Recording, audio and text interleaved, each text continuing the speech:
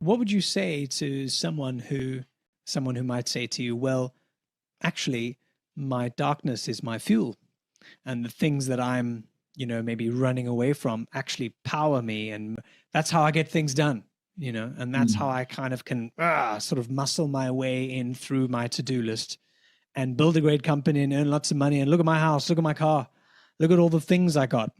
And if you sort of like take away my fear in some way, who am I going to be without it? That darkness can fuel you. It's almost like a rocket taking off from a launch pad. You got to get it off the pad. So that kind of darkness can often be very productive because it gets them going. And if they didn't get going, there was no way they were going to change anything. My sense with people in sitting in front of them, these last 23 odd years, is that it's not enough in the long term. There comes a time where, people who are just driven by that. I'll give an example. I won't mention any names, but I know a man who built very, very significant wealth from South Africa, ended up, owning several properties in London and, did an amazing amount of wealth generation against all the odds without any advantages.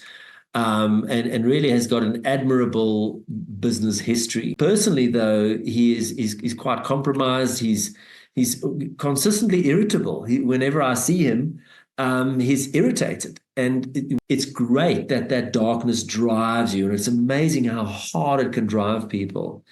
But sometimes we're not thinking about and then what? What about when you do come out of wealth? Wealth in itself is never a great objective. You have to figure out the next step is, what is the stuff you want to do with your money? But having money, being buried in a coffin full of $100 bills is not, very fulfilling. Money is just a means. And if you don't figure out what the next step is, so you've made all this money, that's great. What are you going to do with your money? What are the things that really inspire you, that you would do for free, or that really give you a different kind of a kick?